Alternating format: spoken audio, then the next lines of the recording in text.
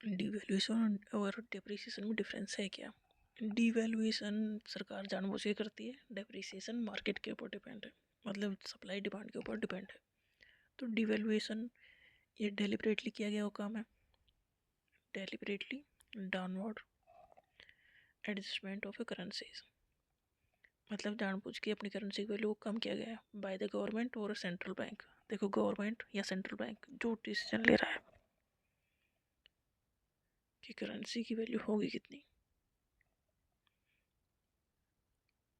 और डिप्रिसिएशन में है जो करेंसी की वैल्यू डिपेंड करती है मार्केट के ऊपर कि जितनी जिस करेंसी की डिमांड ज़्यादा है उसकी वैल्यू ज़्यादा है, जिसकी डिमांड कम उसकी वैल्यू कम है। तो डिवैल्यूएशन मतलब फिक्स्ड एक्सचेंज रेट है जो कि फिक्स है, गवर्नमेंट ने फिक्स किया है। और डिप्रिसिएशन डिपेंड कर रहा है फ्लोटिंग एक्सचेंज रेट पे जो कि डिपेंड करता है मार्केट के ऊपर। मार्केट मतलब डिमांड एंड सप्लाई। तो डिवैल्यूएशन तो कंट्रोल्ड है, इंटेंशनल है, मतलब जानबूझ के किया गया है। और डेप्रिसिएशन अनकंट्रोल्ड, वो कितना भी नीचे जा सकती है एक कंट्री की करेंसी दूसरी करेंसी के कंपैरिजन में, रिलेटिव है ये।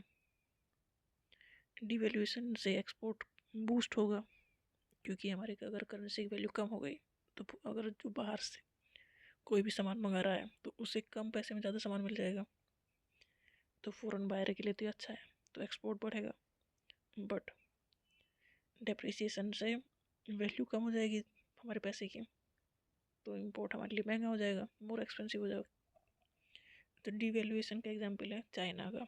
1994 में इन्होंने अपनी वैल्यू जो करेंसी है युआन उसे डिवैल्यू कर दिया, मतलब उसकी वैल्यू कम कर दी क्योंकि डिवैल्यूएशन गवर्नमेंट खुद करती है।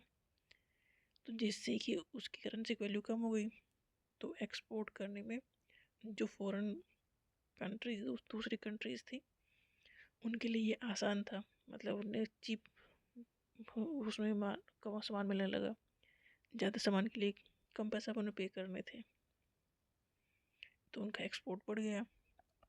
चाइना ने 1994 में अपनी जो करेंसी है उसकी वैल्यू कम कर दी, जिससे उनका तो एक्सपोर्ट बढ़ा, पर जो लेने वालों के लिए भी पैसा कम खर्च करके ज़्यादा सामान मिलने लगा, जिससे उनकी चाइना की इकोनॉमी बूस्ट हो गई। ओवरऑल उनका तो सामान बाहर जा ही रहा था। और डेप्रिसिएशन इंडिया का एग्जाम्पल है 2023 में इंडियन रुपीज़ की वैल्यू कम हो गई। क्यों? क्योंकि जो यूएस डॉलर के रिलेटिव कम हो गई इंडियन रुपीज़ की वैल्यू। डिवैल्यूएशन किसी दूसरे करेंसी के रिलेटिव ही होगा, तो यूएस डॉलर की डिमांड बढ़ी तो इंडियन रुपीज़ की वैल्यू उनके कंपेरिजन में कम हो गई, क्योंकि यहाँ से उन्होंने पैसा अपना निकाल लिया। तो पैसा निकालेंगे तो वो रुपये में तो लेके जाएंगे नहीं, वो डॉलर में लेके जाएंगे, तो डॉलर की डिमांड बढ़ी तो वो उसकी प्राइस थोड़ा हाई हो गई इंडियन करेंसी से। तो डिवैल्यूएशन हुआ है इंडियन रुपीज़ का 2023 में। और डेप्रिसिएशन डेप्रिसिएशन इंडियन रुपीज़ में देखा गया है, और डिवैल्यूएशन चाइना ने किया था जानबूझ के। तो डिवैल्यूएशन गवर्नमेंट खुद जानबूझ के करती है और डेप्रिसिएशन मार्केट के ऊपर डिपेंड है। डिवैल्यूएशन की एक लिमिट हो सकती है, डेप्रिसिएशन की लिमिट नहीं है, ये कितना भी हो सकता है, क्योंकि ये डिपेंड कर रहा है कितनी इसकी डिमांड एंड सप्लाई है।